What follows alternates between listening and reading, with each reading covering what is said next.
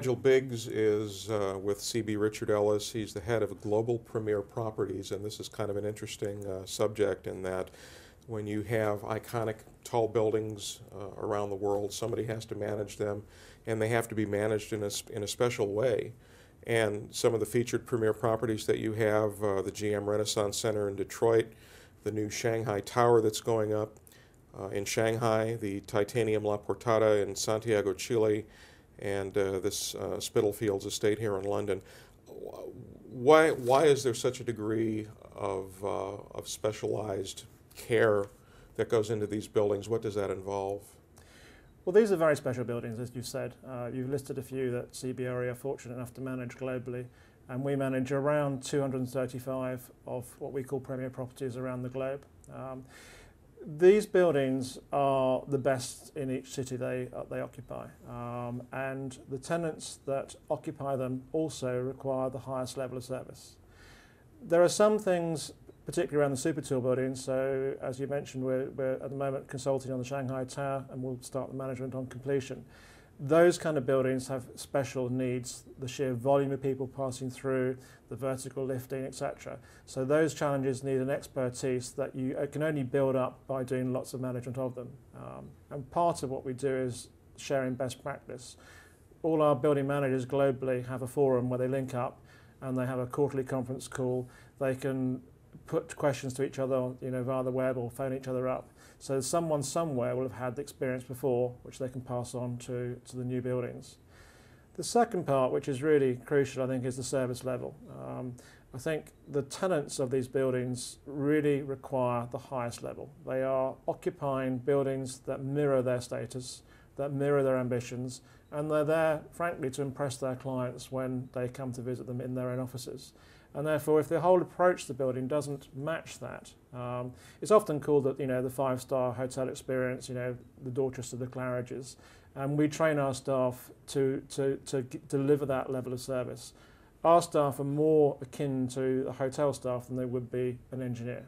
Typically, high-rise buildings used to have building managers who came from an engineering background. Now, there's nothing per se wrong with that because they're experts in their field, but that's only one part of the experience in a building. It's a part that you probably don't want to see as well. It's a part that always goes right and you only complain when it goes wrong. But that visitor experience is the thing that is now changing. We've seen receptions globally now change from the big burly security guard in the nylon jumper. Now it's more concierge style, seasonal uniforms, beautiful fresh flowers. It's that whole experience that you go through, greeting people by name when they know them well. So that's what we want to achieve. And what we've done is we've got a 10-part program at CBRE that specialises in delivering service around these really special assets. What is the difference, just that little extra that you bring? What kind of things are we talking about? We're talking about cleanliness, we're talking about staff. What is that gold standard? Well, cleanliness is just, there is no compromise. That's just got to be done. So the highest standards are just, that is it. There's no debate around that. The little extra bits are sometimes trying to create a sense of community in the building. So these are large buildings by their nature, and they can be impersonal. So we try and give something back, whether it's chocolates on Valentine's Day, whether it's a small mini Easter egg.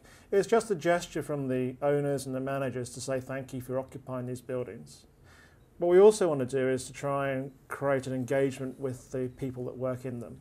So we will do events within the buildings, whether it's charity events or social events, on a program throughout the year that lets them feel that their building is special. What we want to do is make the feeling, the architecture, which is often spectacular, mirror the feeling that you get by occupying the building.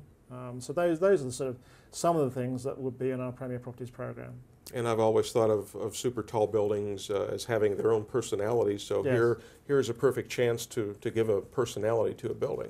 Yeah, and I think the other issue that we see now is the branding of the buildings becoming more important. We have in London, we have these names that the media or the press give to them, whether it's the gherkin, the walkie-talkie, the cheese grater. Some are better than others. I'm not sure the can of ham is a marvellous, but I think it's an interesting debate we have with owners what they should brand their building as. We're working on the gherkin at the moment, and our advice is that the gherkin should be the brand because that's what everyone knows it as. 30 St Mary's the Axe, I'm afraid, is a name that people don't really understand. Other names, if you have got a not such a positive name, well then maybe you want to work around that. And I think owning that brand from the very beginning for construction and being consistent in its deliveries is also crucial. The Shanghai Tower is such an excellent example because here you have a building that's over 600 meters. You've got a number of stacked communities, literally the way the architect has designed that. At what point do you get involved? Because they're in construction right now. How early? Well, we've been basically on site for many months already. The earlier we get brought in, the better. At CBRE, we have a number of services that we provide to developers that need to be brought in at the early stage. The first one is around our tenant representation service to work out exactly what tenants will want in the building. Clearly, we lease an awful lot of space globally, so we understand what the changes are, what's happening. Internal staircases is a big thing at the moment that clients want, hard to put in if you don't plan for them.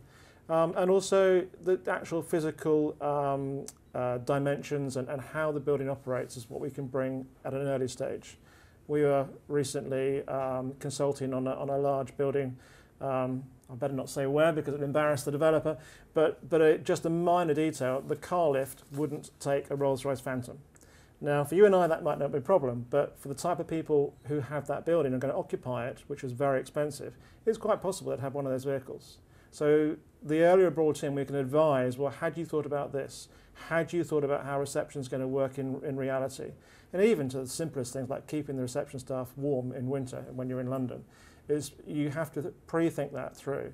And if you do it before the marble's laid, changes are easy. Once the surfaces are down, the finish is gone, reception staff turn up and say, well, where do I plug in my PC? And the developer looks at the architect looks at the structural engineers, and everyone looks at each other. It's just too late. So we give advice on the practicalities and also, crucially, advice around how you can make the tenant experience better and make your building more lettable. One of the services that you've been advertising is management and sustainability services, and of course, sustainability is really a buzzword around tall building design. How important is sustainability, and how does a property manager influence this? Well, there's two parts to sustainability, one of which is the base build. So how have you constructed your property? Have you embedded sustainable energy into it? Is it going to be easy and cheap to operate and be green? We are not involved in that process. We're in the operational side, and that is an enormous part of the sustainability issue. So we are really encouraging the classics of renew, measure, reuse, and particularly engaging the tenants because it's their operation that is key. The issue we have, which is difficult though, is that whilst we control the public space in the building, we don't control what the tenants do within their own floor space. So if we can have law firms who won't recycle paper and they'll just print out reams and reams and reams. So how do we help with that? And what we do is we have educational days. We often do a exhibition and reception on an annual basis to reinforce the sustainability messages. We measure carefully. We share with our tenants and the building owners what's happening. And hopefully the aim is to have year-on-year improvement. So sustainability of a building, the place of technology and sustainability, and BIM comes to mind. How does that enter into it, and how are you using it? The technology side is very interesting because it's changing rapidly, but also has capital cost. Now, in some countries, in the Netherlands, there are legislation that it forces you to put capital investment. I think it's over 4 or 7 years. You're obliged to put that change in place to save energy. Other countries with longer periods than developers, owners, managers just don't bother. It is a degree of return on investment. I mean, you can't go away from that.